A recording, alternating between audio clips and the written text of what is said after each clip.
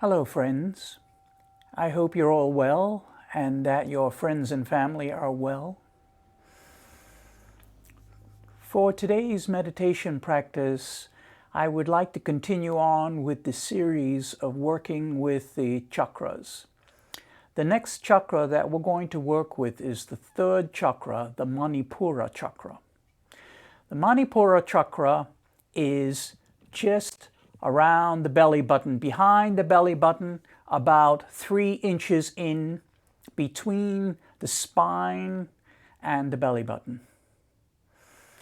The Manipura chakra is the center of energy within your body. So it's a very important chakra to work with. A lot of people find it easy to linger in that area. But if you don't, please do not be concerned about it.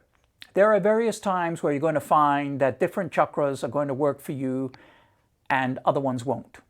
Sometimes you may be working on a whole series where you start at the first and go all the way up to the 7th chakra above your head, and it's fine. And then there'll be other times when you do the same thing and you may find the 2nd chakra, the 3rd chakra may not work for you, and you find that you bypass them, and you go to the 4th or so. So please don't be concerned about it. And it also depends on what's going on with you right now. If you're not feeling well, some things may be more available to you than other things. You may find that the physical chakras are generally considered to be the 1st, 2nd, and 3rd chakra, whereas the more cerebral ones are the 4th, 5th, 6th, and 7th chakras. This is as I understand it. So, to begin with, please find a comfortable seat. Now, remember, if you want to, you can sit on the floor. If you want to, you can sit in a chair, but if you sit in a chair, please have your hips towards the front of the chair so your back isn't actually touching the chair. And if you want to, take a towel or a blanket or even a block, pillow. Just roll up the towel if you like, or the blanket, and just put it behind your lower back so you have some support there at the lower back, which you could also do with a block or a pillow. If during the practice you have the urge to get up and move around, get up and move around. Just continue on doing the practice. Don't feel constrained to be seated. It's better if you are seated, but if you want to walk around, walk around. Whatever makes you feel comfortable at the time. If you feel uncomfortable in the practice, the practice is not going to be successful. So your body needs to feel comfortable. So if that means that you stand up and do it, stand up and do it. If you want to lay down and do it, lay down and do it. I sometimes will lie down and do a meditation practice. I also take my dog out and go for a walk sometimes and practice meditation. Mind you, the stopping and starting can be a little difficult when you're walking with the dog, not to mention all the additional things that you sometimes have to do. So, make sure that you feel comfortable. So, I generally like to sit on a block. If you do not have a block or a pillow, it doesn't have to be a pillow that looks like this. It just needs to be a pillow that is firm. Or if you want to, you could sit on a blanket, roll a blanket up, or if you've got a thick blanket, you could sit on that. The main thing is that you don't sit on the floor unless you're really, really, really used to sitting on the floor and sitting on the floor for a certain amount of time. If you have a stool and you want to sit on a stool, you could do that. The main thing is that when you have your legs crossed, if you are sitting on a stool, you do want to have your legs crossed.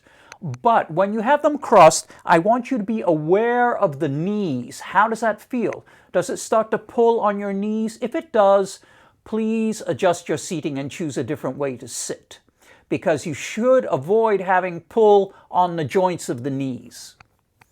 So, if you don't have a block or a thick pillow, but you do have a thick book, sit on the book. What I want you to find is a height, if you're sitting on the floor, a height that works for you. One that is going to raise the hips up off the mat and allow you to maintain the natural curve that you have in your lower back. You don't want to have the back flat.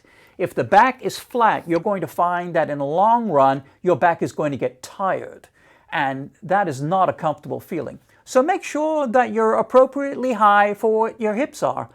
And if you're doing this with other people, it doesn't matter what other people think about how high your hips are off the ground, or if you're sitting in a chair, or if you're standing up and walking around. But if you are in a group and you're practicing this, and you do get up and move around, please be as quiet as you reasonably can.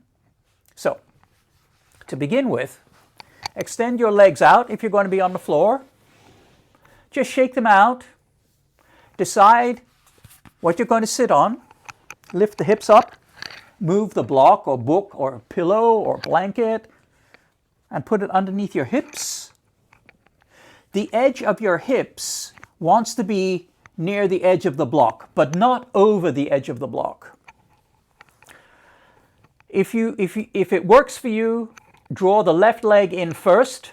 Take your thumb, put the thumb behind the calf muscle, and simply pull some of the calf muscle out of the way. And the same thing with the right leg. Now, if you've been doing a lot of meditation and you've already sat once this morning, and this morning you had the left leg in first, go ahead and put the right leg in first this time.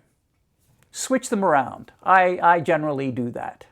That way you get the same stretch and the same feeling of use with both limbs.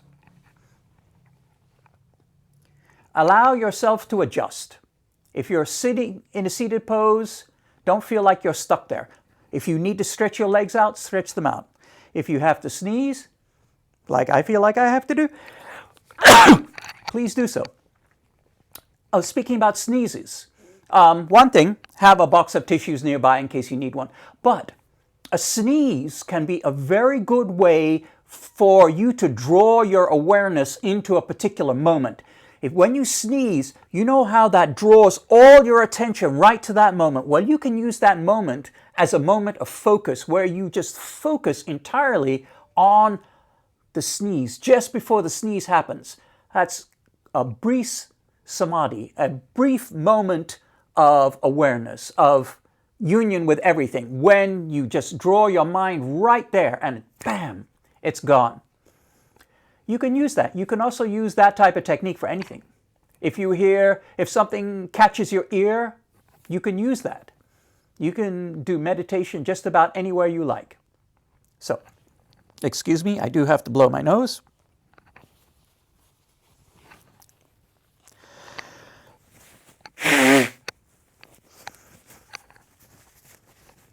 It's very dry in here. So, sit comfortably, lengthen your spine, allow the hips to feel like they're weighted, sinking into the earth. Let the lower lumbar feel comfortable.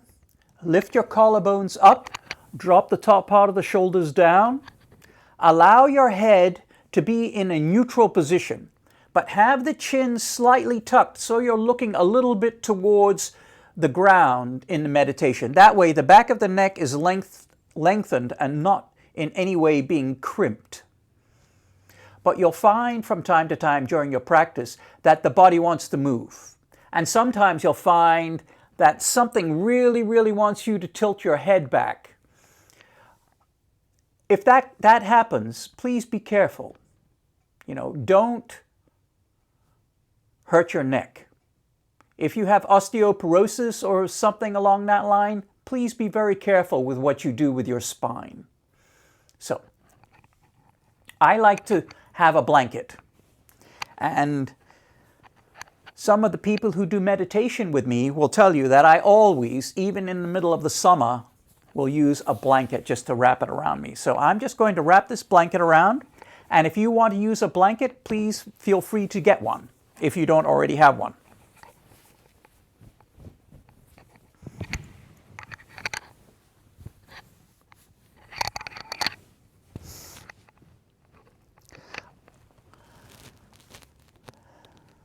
Allow the blanket to fit around you nicely so you don't feel like you're being pulled anywhere. I like the lovely contained feeling that I get when wearing a blanket. Now, in terms of your fingers, you can do a mudra if you like, or you could have your hands open if you like, or you could put your hands in a position that they do when they practice the Zazen meditation. Whichever happens to work for you. What I want you to be aware of is the tension on your shoulders. So if you find your shoulders are rising up, please relax them. Also keep the roof of your mouth soft and allow the roof of the mouth to feel like it's widening. Don't force it, but just allow it to relax. And relax your face and relax the tongue. And try and keep the tongue from pressing against the roof of the mouth. But if that happens, when you notice it, just change it. And if you have thoughts, or when you have thoughts rather, that come through your head, through your mind as you're practicing, please understand that that is a perfectly normal state. Think of your meditation practice as being rather like the sky. Your awareness is like the sky. And every now and then, you have a cloudy day. And the clouds either are there and it's just all cloudy, or it's a situation where one cloud or two clouds just go scudding past. And if that's the case, just acknowledge the cloud, whatever it may be, whatever the thought is, just acknowledge it, let it go, and just say, I'll work with you later. So, please sit comfortably.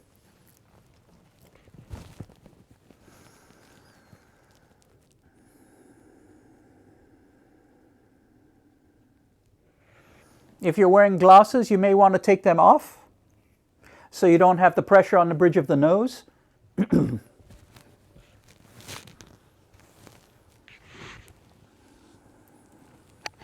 Keep your elbows in towards your body if you're seated cross-legged. This avoids having any tension on the shoulder blades or on the shoulders themselves. Look a little bit down towards the floor or wherever is comfortable for you. You can have your eyes open or your eyes closed. Please become aware of your breathing. Don't do anything to the breath. Simply watch the inhalation through the nose going down. Watch the exhalation coming up, going out. If you're having an issue with a stuffed nose right now and breathing through your nose doesn't really work, please don't worry about it. You breathe through your mouth if that's what you need to do. Just don't make a big thing out of it. Meditation happens in all situations, whether your nose is blocked or unblocked.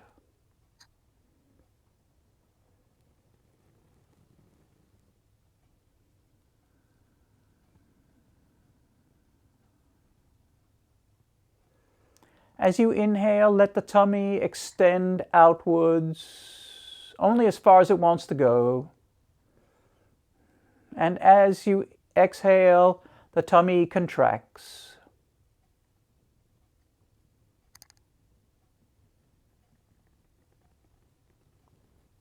Follow the breath down, letting it go down as far as it wants to. Then let the breath exhale up and out. On an inhalation, whenever that is right for you, please inhale down to the Muladhara chakra, the first chakra, which is at the perineum, at the base of the spine or near the base of the spine. The chakra itself is slightly above the perineum, about half an inch or an inch above the perineum.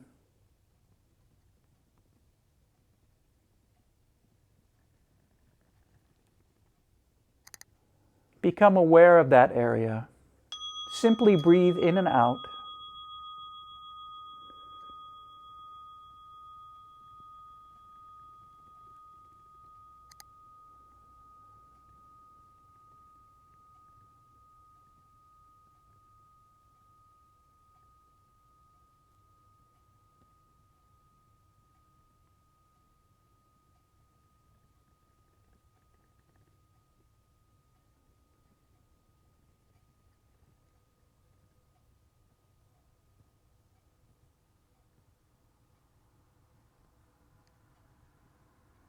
Be aware of the energy in that area. If you see colors, the color is sort of a reddish golden color associated with the first chakra.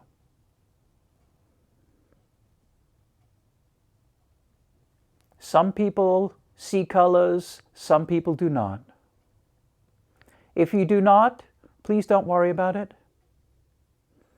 I often do not see colors. It just depends.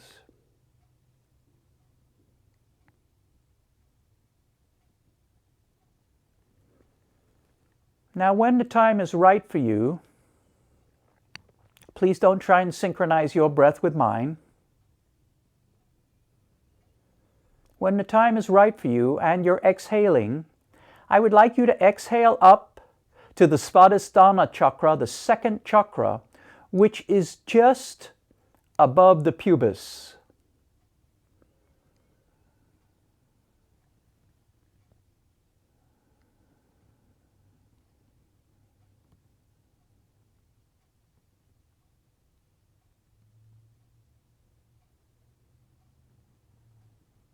The color of the Svadhisthana chakra is a golden orange color.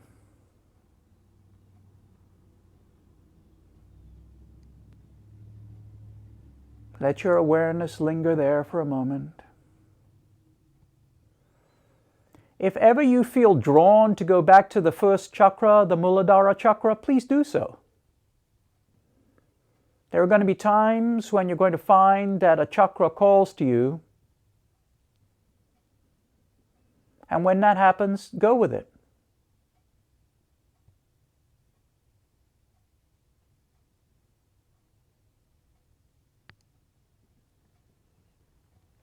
Breathe into the Svadhisthana chakra.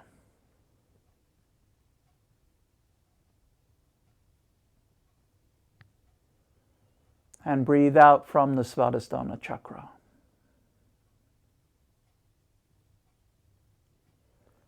You may feel a connection between the Muladhara chakra and the Svadhisthana chakra, like a line of energy that goes from the first chakra to the second chakra and back down again to the first chakra.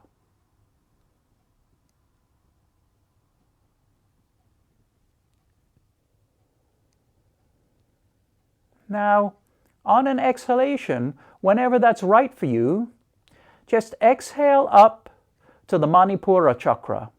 The Manipura chakra is behind the belly button, about 3 inches in between the spinal column and the belly button. So whenever the time is right for you, whenever the exhale feels right to you, just exhale up and let your awareness linger in that area.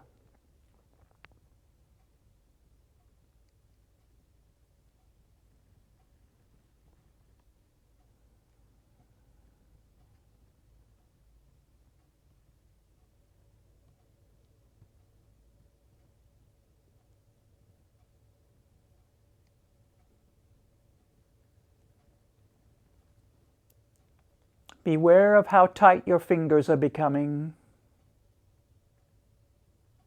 Let them relax.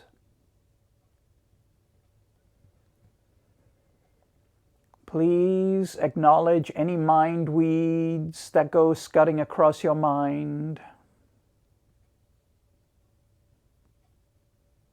And just let them go.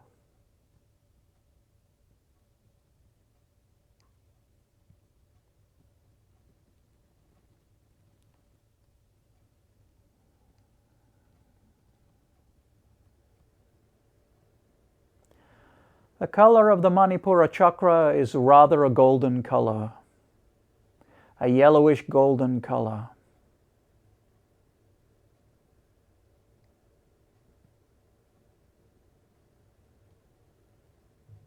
As you breathe in and breathe out,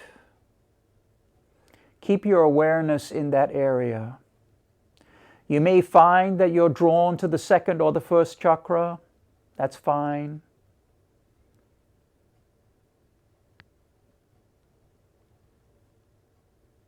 As you practice these at home, it would be a nice idea if you would spend a week or so with each chakra from time to time. Not forcing yourself, but letting that be the intent of your practice at that time. Because you may find that your awareness draws you elsewhere.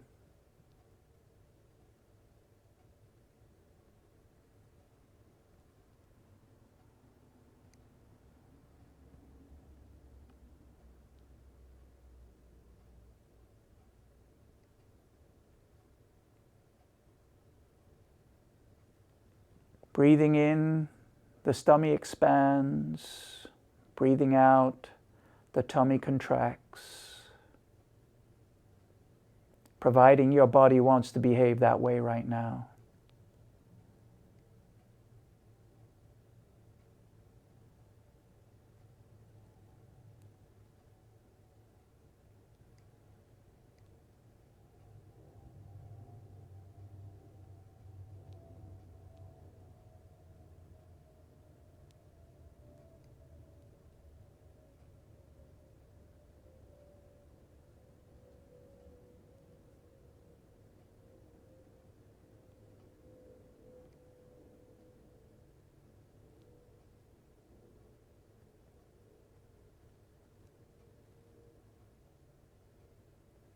How is the roof of your mouth?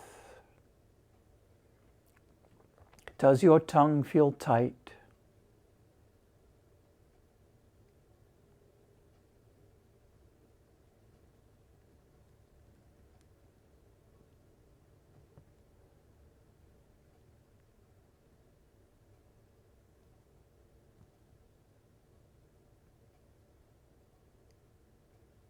Perhaps you feel a pulsation in a chakra.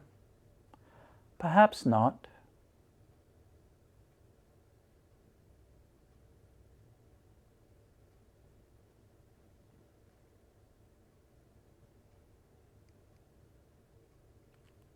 If you do feel a pulsation,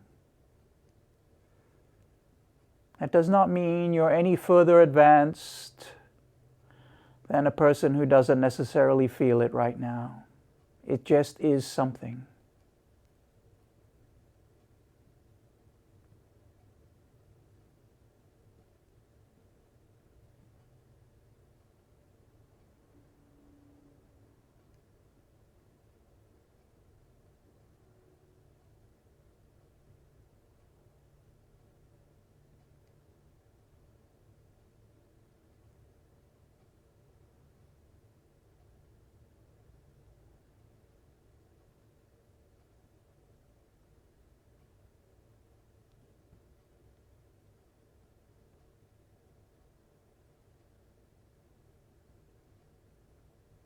You may notice that your breath slows down. You may notice that there's long pauses between breath and exhalation, in breath and exhalation. That's fine.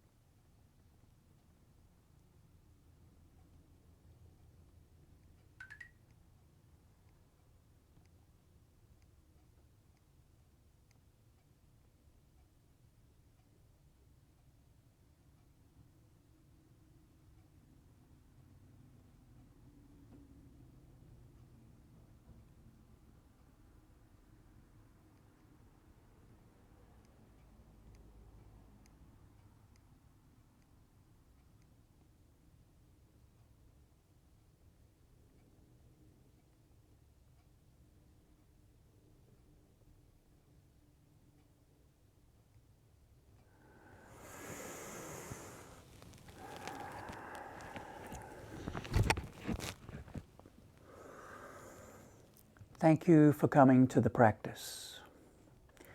If you like these sessions, please do subscribe to this channel.